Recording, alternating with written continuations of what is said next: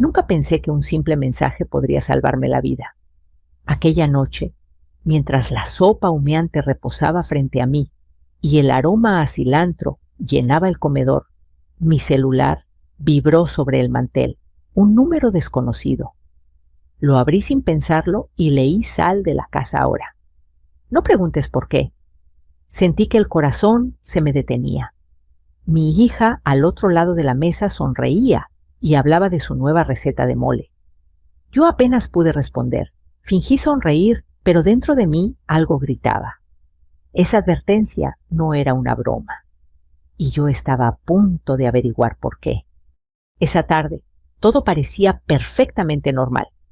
Había pasado el día limpiando mi pequeña casa en Puebla, la misma donde mi difunto esposo Miguel había pintado de azul las ventanas.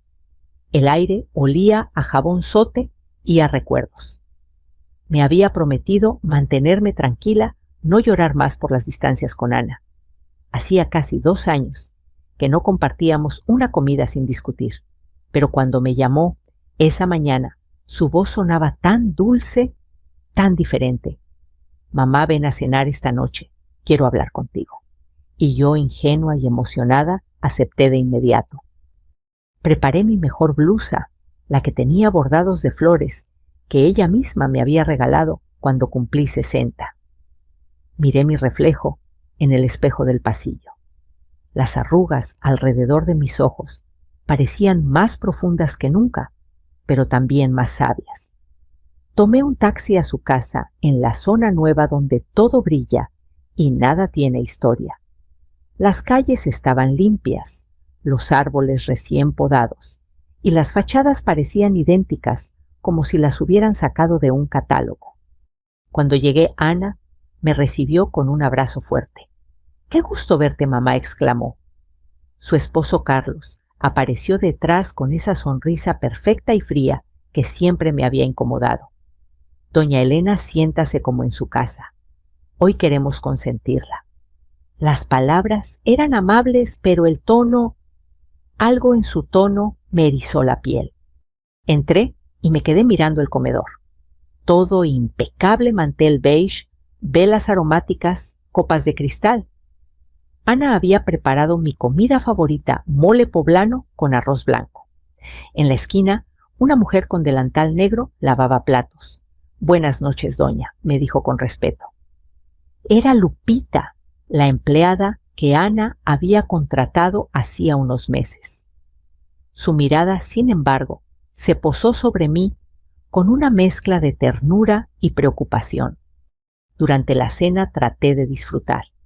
Ana hablaba sobre su trabajo en la inmobiliaria, sobre lo bien que le iba, sobre un nuevo proyecto con Carlos. Me contaba que planeaban comprar una casa más grande, quizá en Querétaro. Pero todo a su tiempo, mamá dijo sonriendo. «Primero queremos ayudarte. Ya estás cansada, deberías delegar cosas, firmar algunos papeles, para que te sea más fácil todo». Sus palabras me tomaron por sorpresa. ¿Firmar? ¿Qué papeles? Carlos intervino enseguida con esa voz suave que parece esconder algo. «Nada grave, doña Elena, solo un poder notarial para que Ana pueda ayudarla con sus trámites. Usted sabe, a veces los bancos son complicados». Me quedé callada. No respondí. Algo dentro de mí se encogió, pero no quise arruinar la noche. La sopa estaba deliciosa y el olor a comino y chocolate del mole me recordó mis años jóvenes, cuando cocinaba para Miguel y para una pequeña Ana con trenzas. Entonces mi celular vibró. No era común que alguien me escribiera a esa hora. Lo saqué discretamente del bolso. El mensaje apareció en letras mayúsculas frías, urgentes: «Sal de la casa ahora». No preguntes por qué. Sentí que la sangre me abandonaba el cuerpo. Miré a Ana, que seguía hablando animada con Carlos. Mi mente giraba buscando explicación. ¿Una broma? ¿Un error? ¿O algo más? ¿Pasa algo, mamá?, preguntó Ana al notar mi gesto. «Nada, hija, nada, solo un mensaje equivocado». Traté de sonreír, pero mis manos temblaban. En ese momento Lupita entró con una jarra de agua y me miró fugazmente. Fue solo un segundo, pero su mirada me lo dijo todo, no era un error. El resto de la cena transcurrió entre silencios incómodos. Carlos sirvió vino tinto y llenó mi copa más de la cuenta. Vamos, doña, a un brindis por las reconciliaciones. Tomé un pequeño sorbo para no parecer descortés. El vino sabía extraño, más dulce de lo habitual. En ese instante, el celular volvió a vibrar un zumbido corto y seco. Otro mensaje del mismo número: no bebas más. Levántate y vete.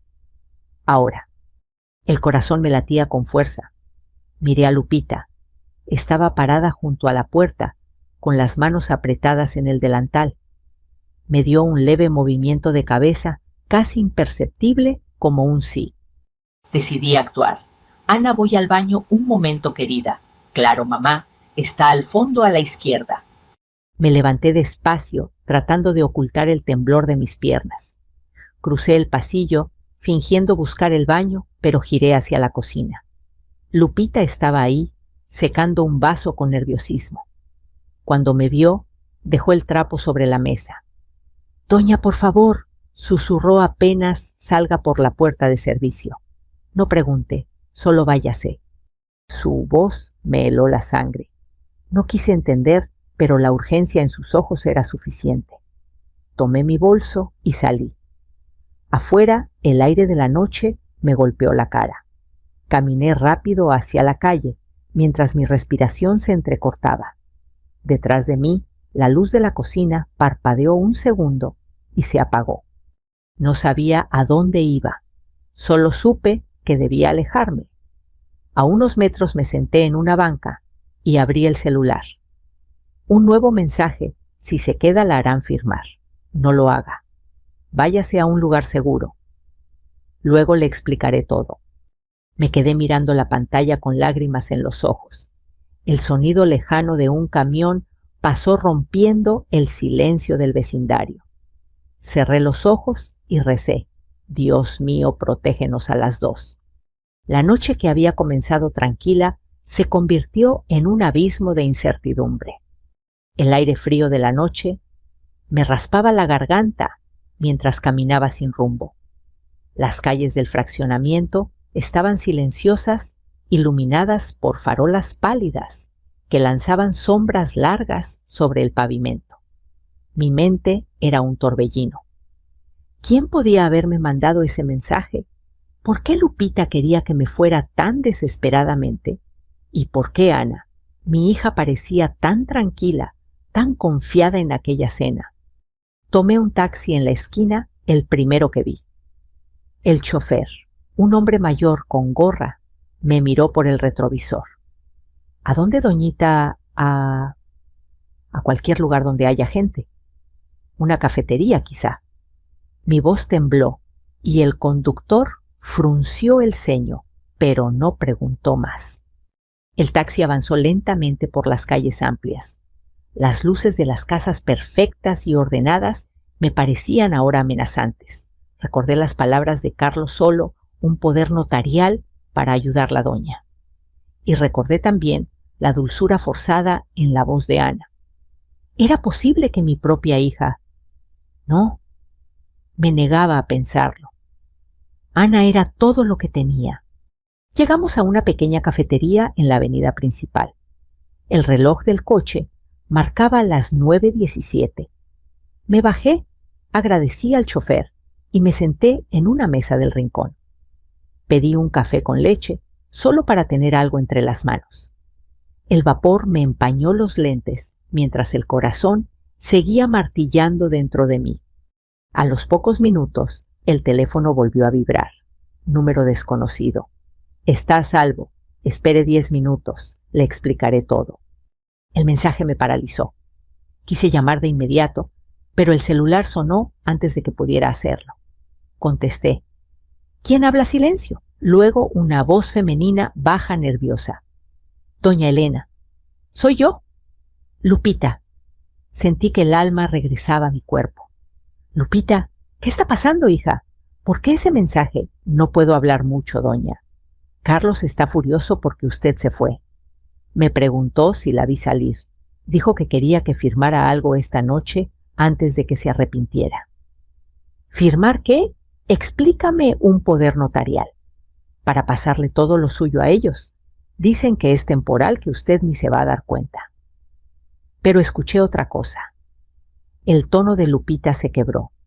Escuché que Carlos había preparado el vino con algo.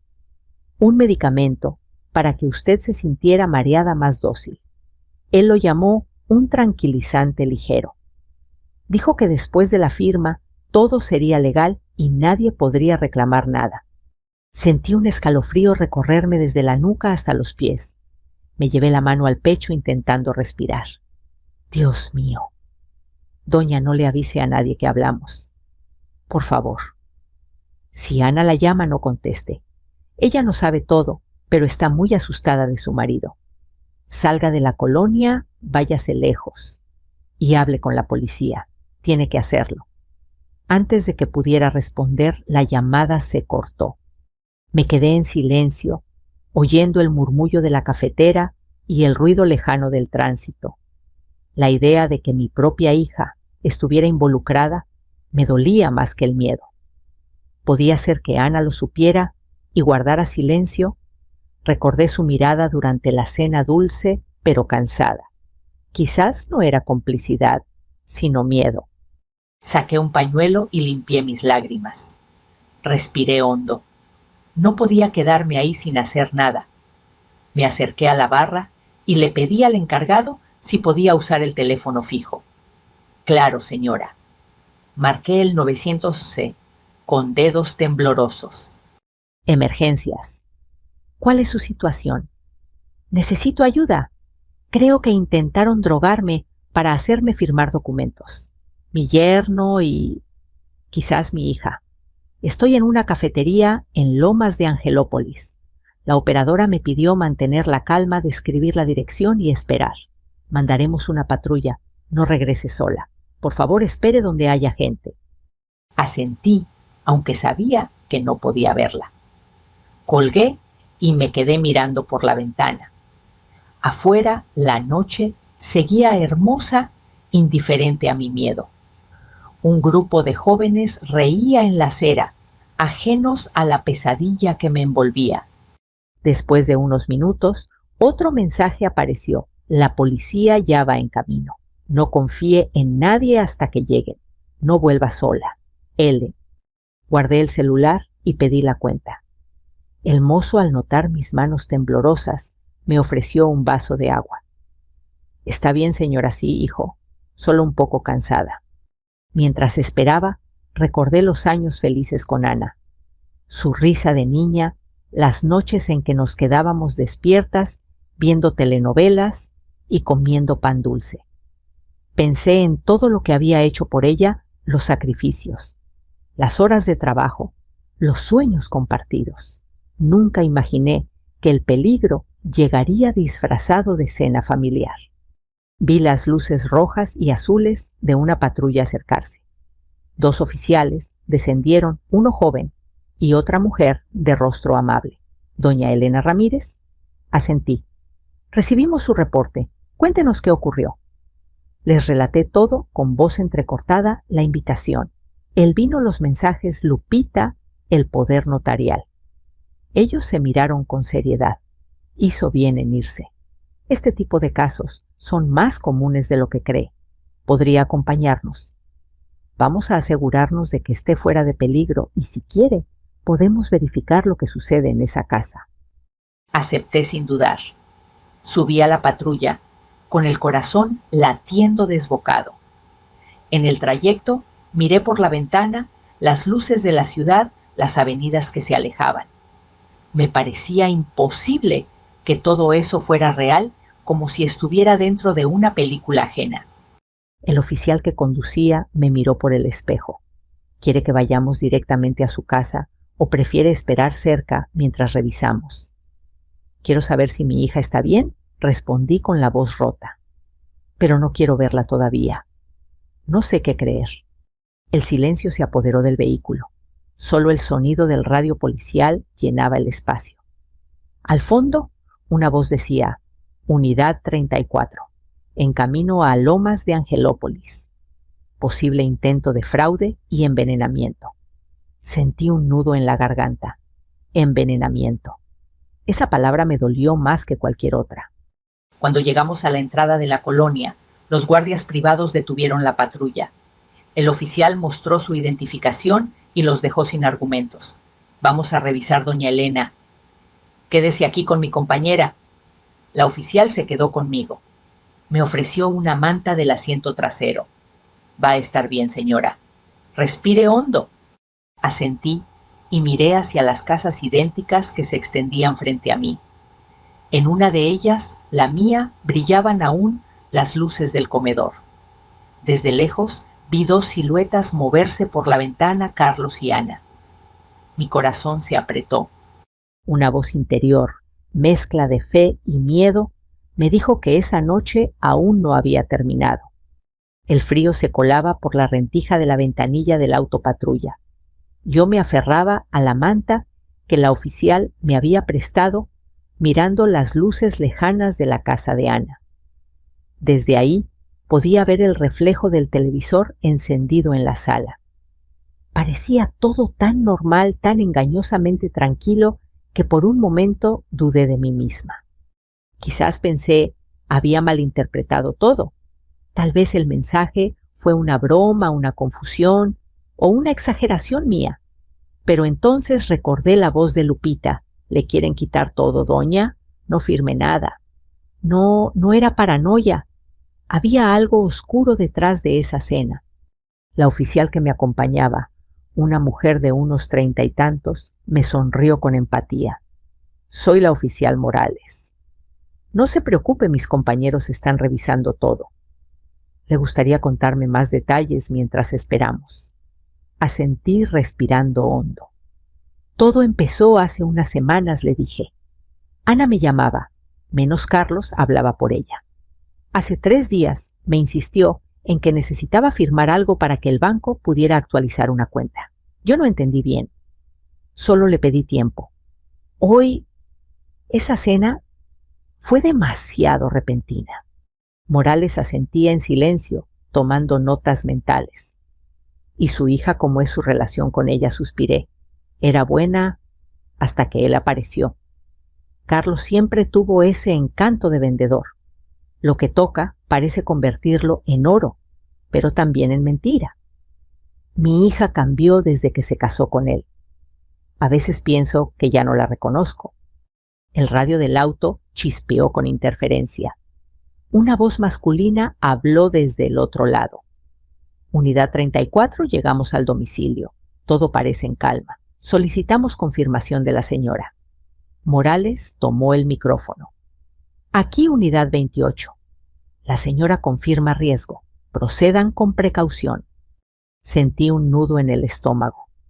En el fondo, deseaba que no encontraran nada, que todo fuera una confusión, pero al mismo tiempo temía que hallaran justo lo que sospechaba.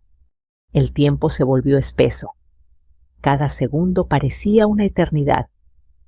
Yo miraba mi teléfono constantemente, esperando noticias de Lupita, pero no había nuevos mensajes. Solo ese último: no confíe en nadie hasta que lleguen. De pronto la puerta del lado del conductor se abrió. Era el oficial joven, su rostro tenso. Oficial Morales, encontramos indicios de manipulación en las bebidas. En el refrigerador había un frasco sin etiqueta. Vamos a enviar una muestra al laboratorio. La señora tiene razón. Mi cuerpo se estremeció. ¿Y Ana? ¿Dónde está mi hija? Está dentro, señora, pero parece alterada. Pregunta por usted todo el tiempo. El esposo, en cambio, intenta convencerla de que no pasó nada. Dice que usted malinterpretó todo. Me cubrí la boca con las manos. Lágrimas calientes me subieron a los ojos. No sabía si llorar por alivio o por pena. Morales me miró con compasión. «Señora, ¿quiere hablar con su hija? Podemos acompañarla, pero solo si se siente lista». Tragué saliva. Mi voz salió apenas como un susurro. «Sí, quiero verla». Caminamos hacia la casa, acompañadas por el otro oficial. El aire olía a césped húmedo y perfume barato. Al acercarnos a la puerta, reconocí la figura de Ana en el marco. Tenía los ojos hinchados, el maquillaje corrido. Mamá exclamó corriendo hacia mí. Me abrazó con fuerza, casi desesperada. Su cuerpo temblaba. Pensé que te habías ido sin despedirte. Carlos decía que te enojaste. No entendía nada. Su voz era sincera, rota, pero aún así algo no encajaba. Ana, murmuré, ¿sabías lo del poder notarial? Ella me miró confundida. ¿Qué los papeles que querían que firmara? Ana vaciló, bajó la mirada.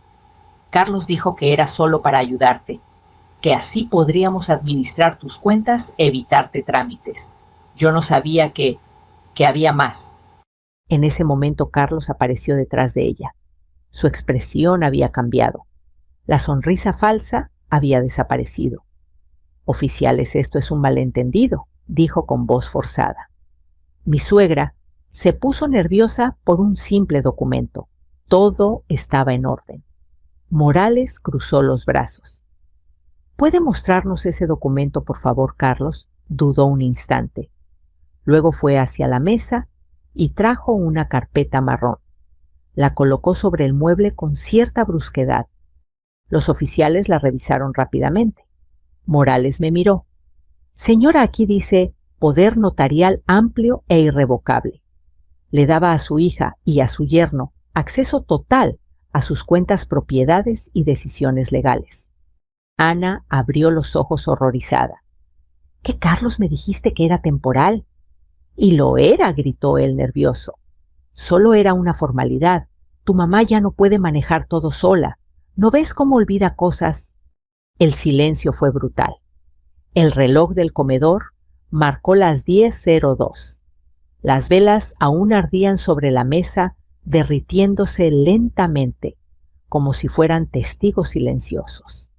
Carlos, dije con voz firme, ¿qué había en el vino? Nada, respondió demasiado rápido. Morales levantó la ceja.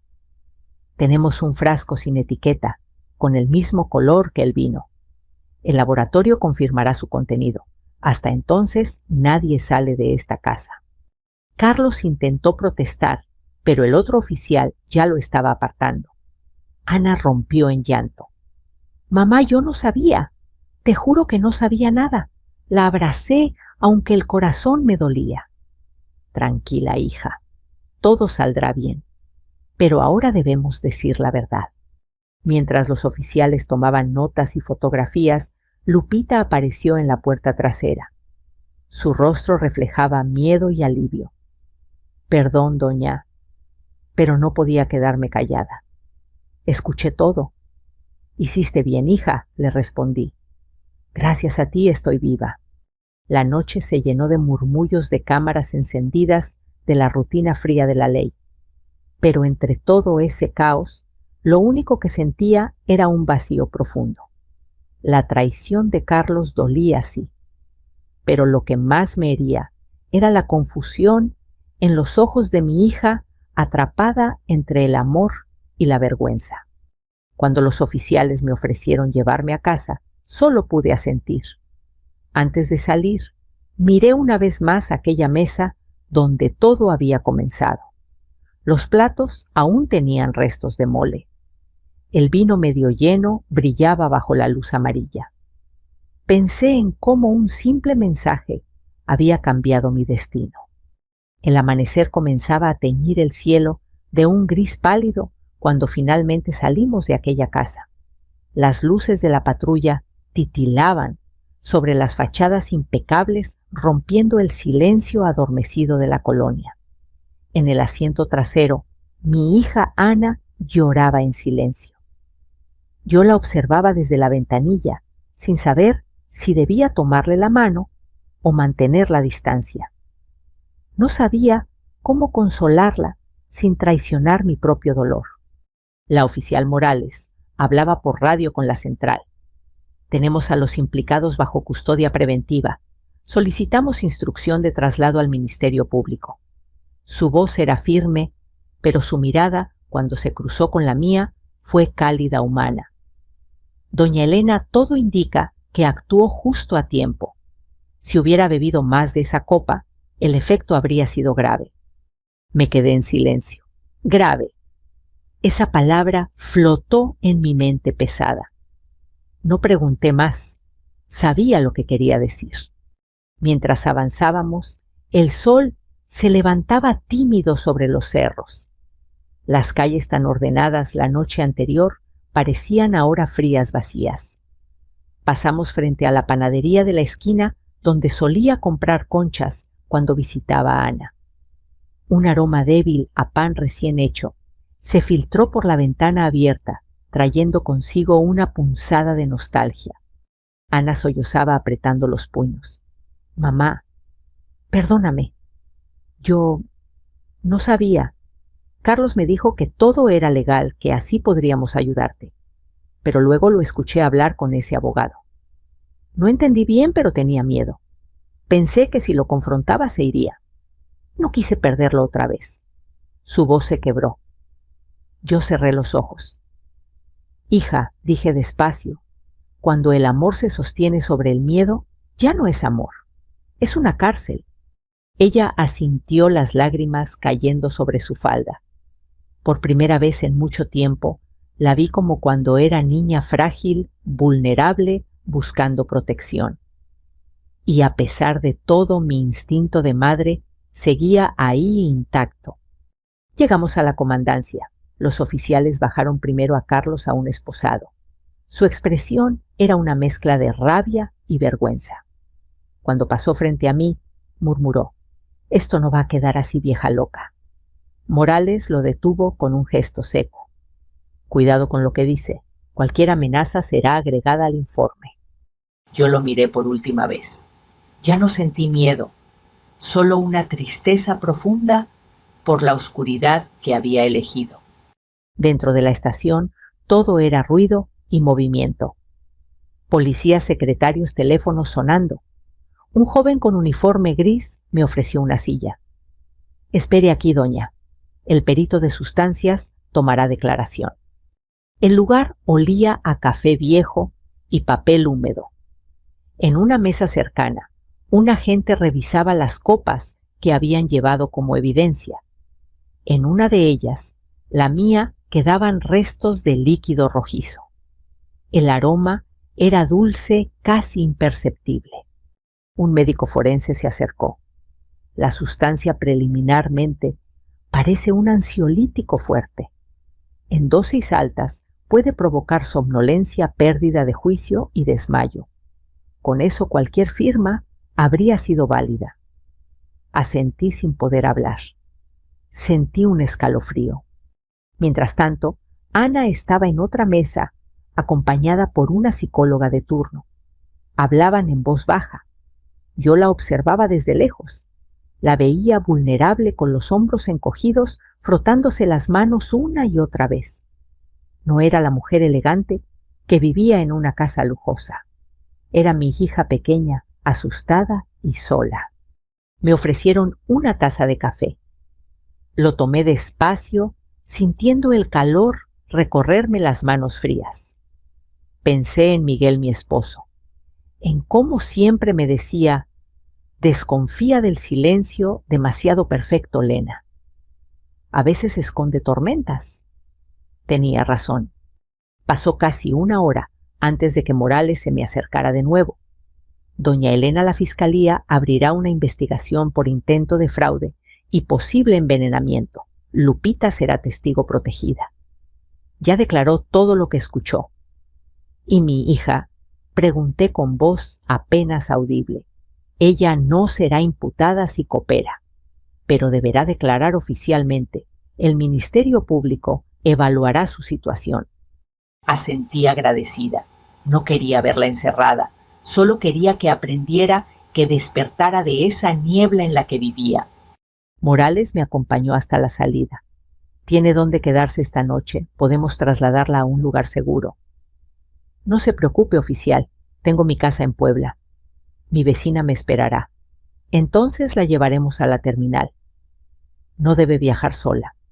Afuera, La luz del día era suave, casi amable. Sentí el primer soplo de alivio en muchas horas. Ana se acercó antes de que subiera al coche. «Mamá, por favor, no te vayas sin hablar conmigo». La miré. Su rostro reflejaba arrepentimiento sincero. «Hija, ahora todo lo que digas debe ser verdad. No para mí, sino para ti». Ella me abrazó con fuerza, sollozando contra mi hombro. «Te juro que voy a cambiar, que no volveré a dejar que nadie me manipule. Eso espero, Ana, que encuentres tu fuerza. Yo siempre estaré aquí, pero la verdad no se negocia». Subí al coche con el corazón apretado. Desde la ventanilla la vi quedarse de pie en la acera, envuelta en esa luz temprana, como si el amanecer también la estuviera probando. El camino a la terminal fue largo y silencioso. Las calles se llenaban poco a poco de vida panaderos, abriendo sus cortinas niños con mochilas madres barriendo las aceras. La vida seguía indiferente a mi tragedia, como si el mundo no se hubiera detenido por un instante para salvarme. Cuando llegamos, Morales me ayudó a bajar. «Gracias, oficial. No sé cómo agradecerle». Ella sonrió. «Solo prometa cuidarse, doña Elena, y contar su historia. Hay muchas personas que confían demasiado en los suyos y terminan perdiéndolo todo». Sus palabras me quedaron grabadas.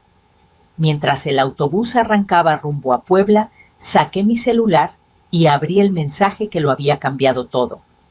«Sal de la casa ahora. No preguntes por qué».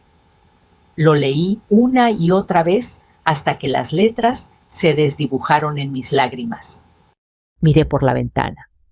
Los campos pasaban lentamente bañados por la luz dorada del sol.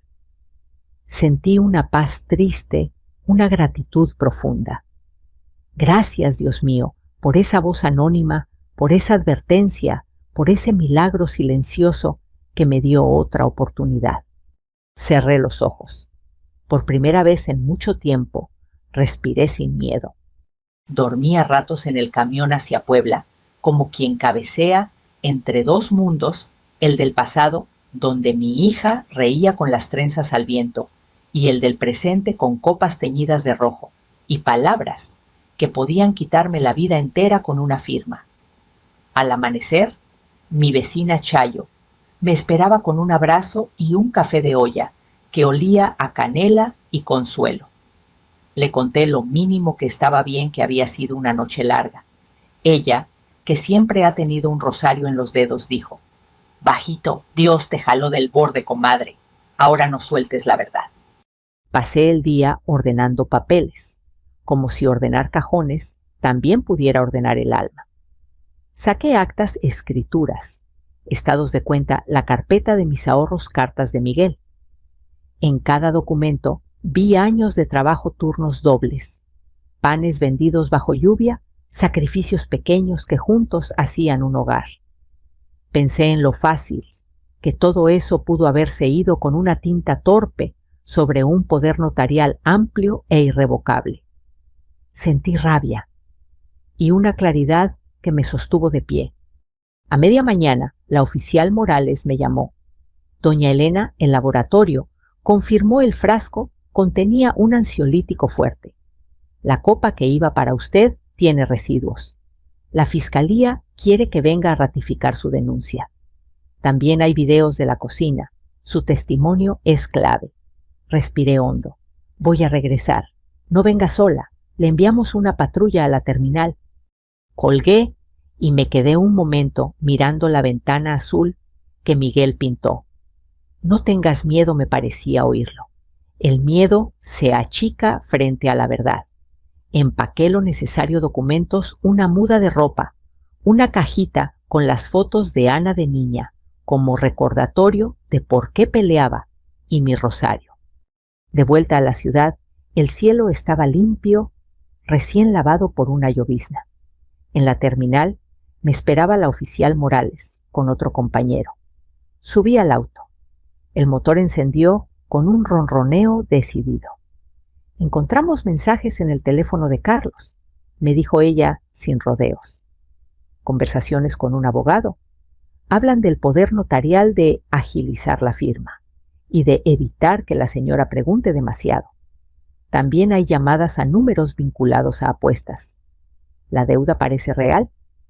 Y Ana colaboró. Entregó acceso a su correo, dijo que estaba lista para declarar. «Parece rota, doña». Me dolió, pero asentí. El amor de madre no es ceguera, es lámpara. Alumbra incluso cuando da miedo mirar. Nos dirigimos primero a la casa. La calle tenía ese brillo de las cosas recién regadas. Los guardias abrieron paso apenas vieron el patrullero. Al entrar, me golpeó el eco: platos ya lavados, mantel cambiado, velas apagadas. Todo parecía un domingo cualquiera, si no fuera por el sello de la fiscalía pegado en la puerta de la cocina. El perito forense, con su maletín, revisaba una y otra vez la encimera. Aquí dijo señalando: quedan microgotas del vino con el sedante. ¿Y la cámara? La ama de llaves la movió. Bien hecho. Captó el momento en que el señor vacía algo en una copa. Lupita estaba allí parada con las manos juntas, como si temiera ocupar espacio. Me acerqué y la abracé. «Gracias por salvarme, hija». «No me agradezca, doña». Me acordé de mi papá. Hubiera querido que alguien lo salvara cuando confiaba en la persona equivocada. Sus ojos brillaron. Le apreté los dedos. No está sola. Pase lo que pase, no está sola. En la sala, sobre la mesa, otra carpeta, recibos de apuestas, notas de empeño, correos impresos con promesas de recuperarlo todo en una racha buena. Era un mapa de la desesperación. Esto explica la prisa, dijo Morales, y también la mentira. A mediodía cruzamos a la fiscalía. El edificio tenía olor a pasillos transitados, café recalentado, papel, tintas. Me sentaron frente a una computadora. El agente del Ministerio Público dictó hora, lugar, nombres, detalles. Yo conté sin temblar, como quien teje una historia con nudos visibles para que no se rompa. Cuando terminé, me dolían los hombros, pero dentro estaba firme, como si cada palabra fuera ladrillo, y entre ladrillo y ladrillo se levantara una pared que ya nadie podría derribar. En una sala contigua vi a Ana con una psicóloga. Tenía el rostro enrojecido y un puño cerrado sobre la falda. Dudé en entrar, pero toqué la puerta. «¿Puedo?». La psicóloga asintió y salió discretamente. Ana levantó la vista con miedo, con pena. «Mamá». «Aquí estoy». Se cubrió la cara con las manos. «Me decía que era por nuestro bien, que tú estabas cansada, que yo te estaba cuidando». Pero por dentro todo me sonaba hueco. Y aún así me quedé callada. «El silencio también se aprende a desaprender», le dije, sentándome a su lado. «Lo importante es lo que haces desde hoy. Voy a declarar todo. Voy a denunciar al abogado si hace falta. No quiero volver a vivir con miedo». La abracé. Sentí su llanto mojarme la blusa como cuando era niña y se caía en la calle y corría a buscar mi pecho. «Te creo», susurré. «Pero acuérdate, el perdón no borra las consecuencias. Las ordena». Un secretario asomó la cabeza. «Doña Elena, el defensor de Carlos, pide una entrevista de mediación».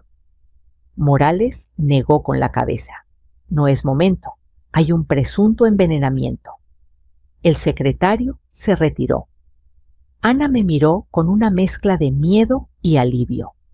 Por la tarde regresamos a la casa una última vez con orden para recoger mis pertenencias que había dejado la noche anterior: un suéter, una bolsa con medicamentos, mi rebozo. El domicilio sin voces revelaba cosas que la gente viva oculta: el olor a vino viejo, el doble fondo de un cajón, con papeles escondidos, una lista de pendientes escrita con letras apretadas: notario, firma vender camioneta, pagar Diego miércoles. Me detuve en la foto del comedor Ana y Carlos frente a un atardecer de playa sonriendo. Una sonrisa puede ser una cuerda, a veces salva, a veces ahorca. En la cocina Lupita me alcanzó un tóper con arroz y pollo. Para el camino, doña. No ha comido nada. Eres un ángel, dije, y fue la verdad. No, doña. Solo soy alguien que ya no quiere mirar para otro lado. Antes de irnos, me detuve en el umbral. Cerré los ojos y escuché el zumbido del refrigerador, un grifo que goteaba el tic-tac obstinado del reloj. La casa aún no sabía que la habían señalado. Seguía como siguen las cosas por pura inercia. Pero por primera vez sentí que esa inercia no me arrastraría. En el auto Morales manejaba con serenidad. ¿Qué sigue para usted, doña Elena? Miré mis manos, las venas azules, la piel cansada. Volver a mi panadería, abrir a las 6, amasar sin prisa.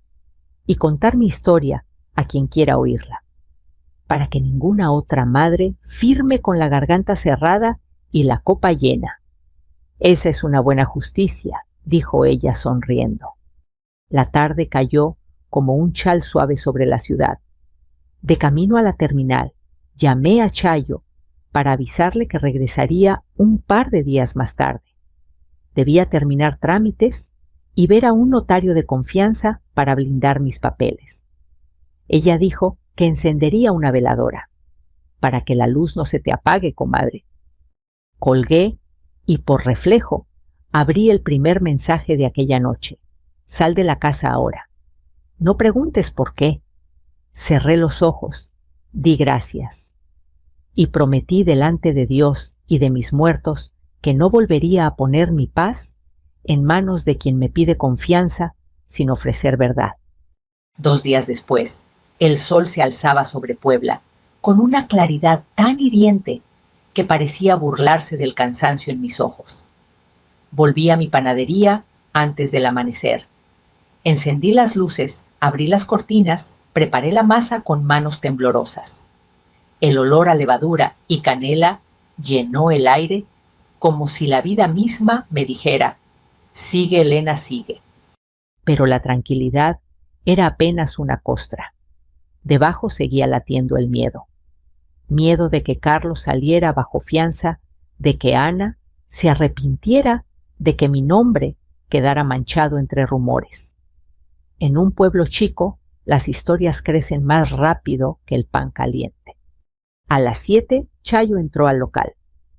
¿Ya abriste, comadre? Ni tiempo te das para descansar. Si me quedo quieta, pienso demasiado.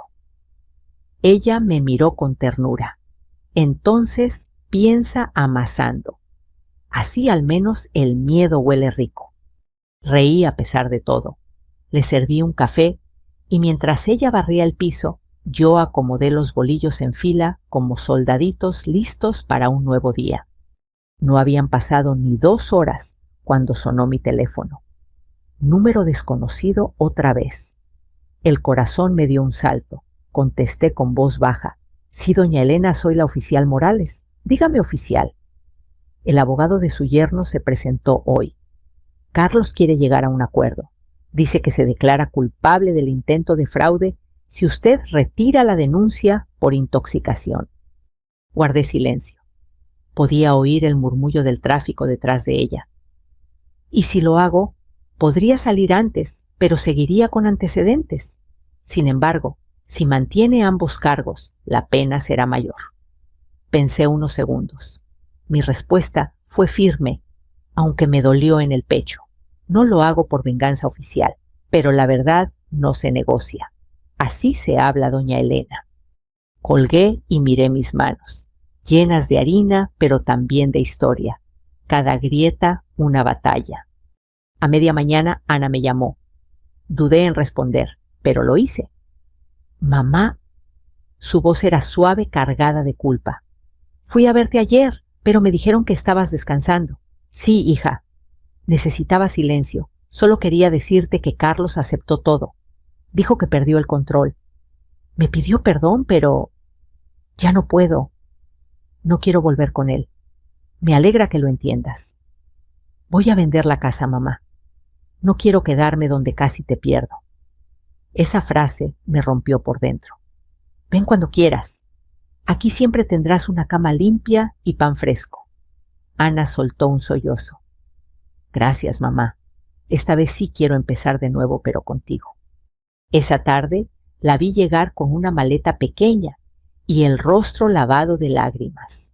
Entró en la panadería como si volviera al útero buscando calor y olor a hogar.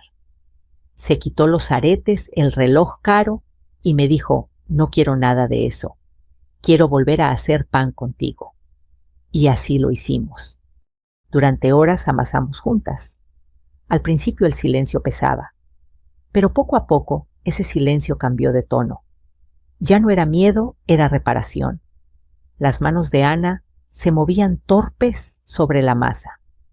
Nunca pensé que el dolor pudiera enseñarte tanto, dijo mirándome. El dolor si no se escucha te destruye, pero si lo miras de frente te limpia, respondí. Al caer la noche, cerramos la panadería.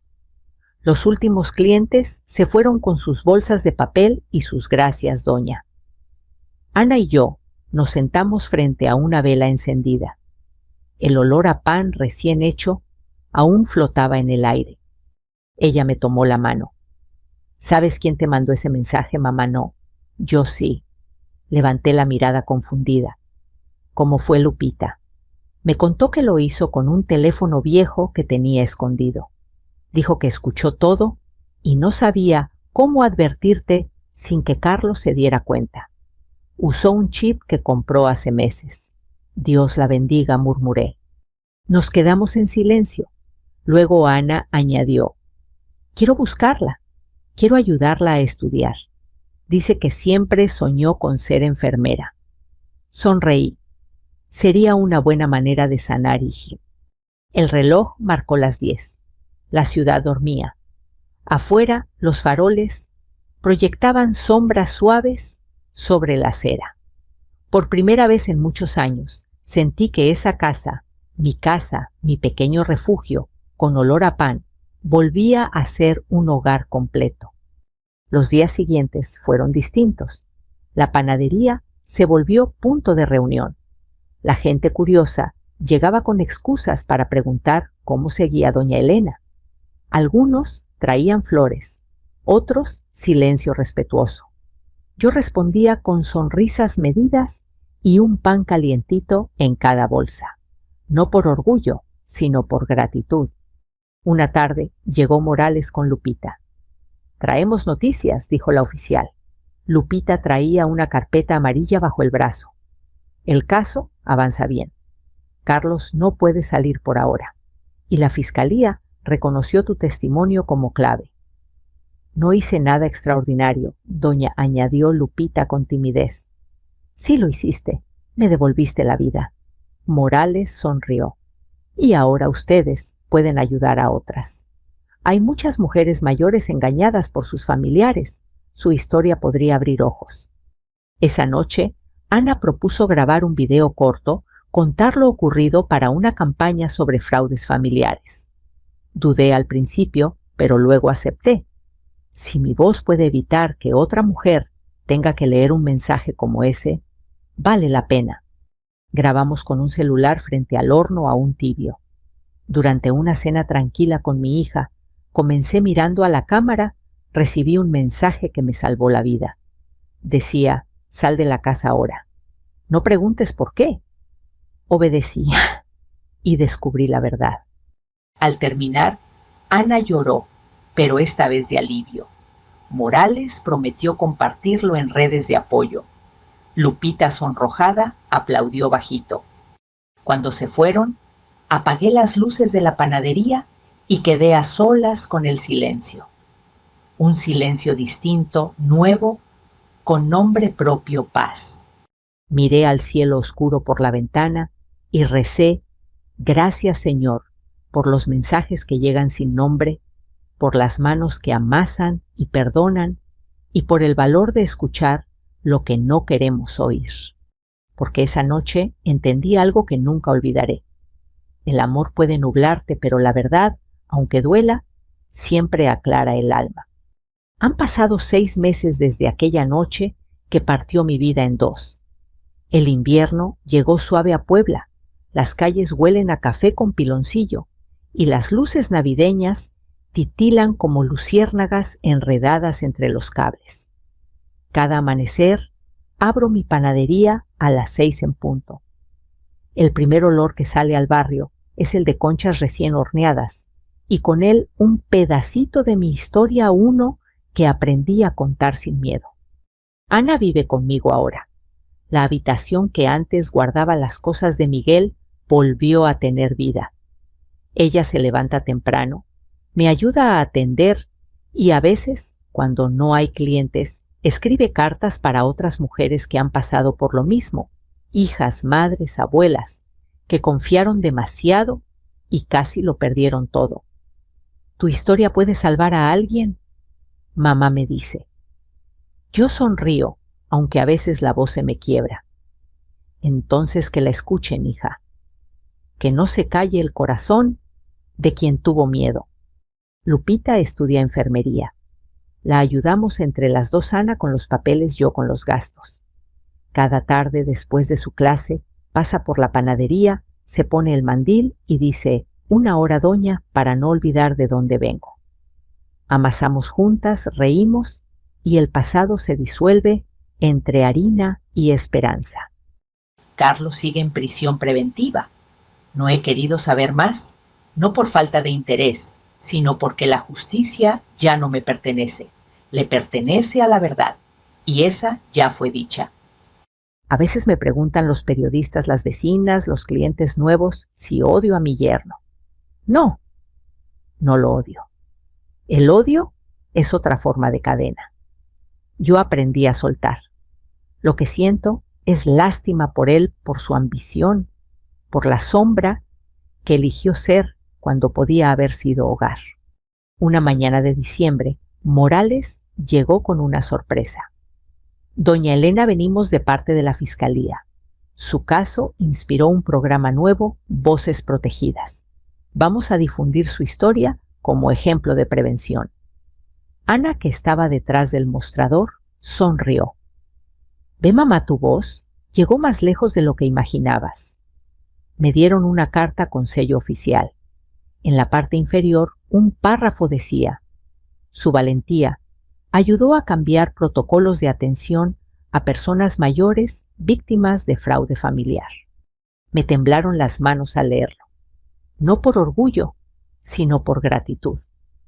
Porque mi historia, que empezó con un mensaje anónimo, se había convertido en un aviso para otros. Esa noche grabamos otro video para la campaña, esta vez no en tono de advertencia, sino de esperanza. Ana sostenía el celular, Lupita acomodaba la luz y yo, frente al horno encendido, hablé despacio. Hace meses alguien me escribió 3 líneas que me salvaron la vida. Hoy quiero escribirles yo a ustedes. Si algo dentro de ti dice esto no está bien, escúchalo. No importa si quien te hiere tiene tu sangre o tu apellido. La verdad nunca destruye, solo revela. Y cuando se revela la vida, vuelve a oler a pan recién hecho. Cuando terminé, Lupita lloraba, Ana también. Yo no, yo solo cerré los ojos y agradecí. La vida se compone de detalles pequeños. El sonido de la mantequilla al derretirse, el roce del viento que entra por la puerta, el saludo de los vecinos. Pero también se compone de segundos decisivos, esos que parecen insignificantes y sin embargo cambian todo. Ese mensaje, aquel sal de la casa ahora. No preguntes por qué. Fue uno de esos segundos. A veces lo releo. No lo he borrado. Está guardado en mi teléfono como un testigo silencioso. Ya no me da miedo. Me recuerda que Dios habla en voz baja y que la vida, cuando quiere salvarte, no siempre grita. A veces solo vibra en un celular. Una tarde, mientras Ana atendía a los últimos clientes, entró un hombre mayor. Tenía la mirada triste y las manos vacías. Usted es la señora del caso de la tele, sí, señor. La misma. Mi hijo quiere que le firme unos papeles. No entiendo bien, pero su historia me hizo pensar. ¿Podría ayudarme a leerlos? Le ofrecí una silla a un café y revisamos juntos los documentos. No había veneno ni traición, ahí solo confusión. Pero lo importante fue que él ya no firmó sin preguntar, y entonces supe que mi voz había hecho lo que debía. La víspera de Navidad, la panadería se llenó de risas. Ana preparó ponche, Lupita colgó luces. Morales vino con su familia y trajo buñuelos. Cantamos villancicos desafinados, brindamos con chocolate caliente y por un momento sentí que el mundo era un lugar más amable.